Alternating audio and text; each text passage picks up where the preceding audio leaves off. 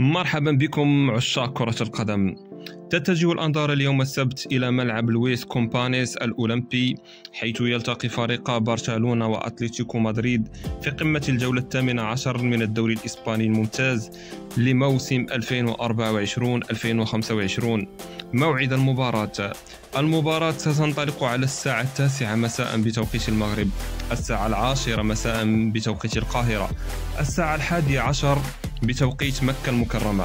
القنوات الناقلة ستبث المباراة حصريا على قناة بي إن سبورت القطرية الناقلة الحصري لمباريات الدوري الإسباني في الشرق الأوسط وشمال إفريقيا. القناة الناقلة بالضبط هي قناة بي إن سبورت اتش دي 1. المعلق عصام الشوالي. موقف الفريقين في الدوري: برشلونة يتصدر جدول ترتيب برصيد 38 نقطة من 18 مباراة، حيث حقق 12 انتصارا وتعادلين وتلقى 4 هزائم. أتلتيكو مدريد يحتل المركز الثاني بنفس رصيد النقاط 30 نقطة، ولكن من 17 مباراة، حيث حقق 11 انتصارا و5 تعادلات وهزيمة واحدة. تعد هذه المباراة فرصة للفريقين للانفراد بصدارة الدوري الإسباني، مما يضفي عليها أهمية خاصة ويجعلها محط أنظار عشاق كرة القدم حول العالم. تحت أضواء ملعب لويس كومبانيس الأولمبي، حيث تختلط رهبة المكان بعظمة اللحظة، يلتقي برشلونة وأتلتيكو مدريد في مواجهة تشعل فتيل الحماس وتلهب مشاعر عشاق الساحرة المستديرة.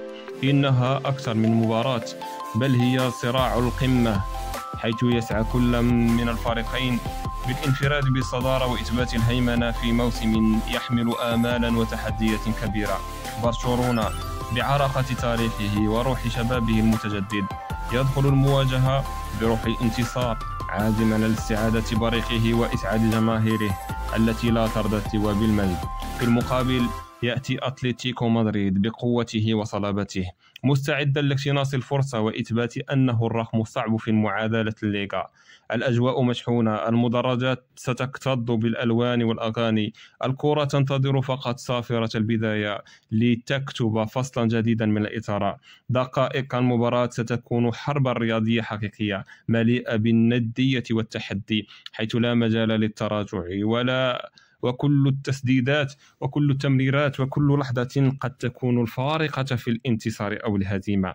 هذا اللقاء ليس مجرد منافسة على 3 نقاط فقط، بل هو معركة لإثبات الذات وكتابة التاريخ.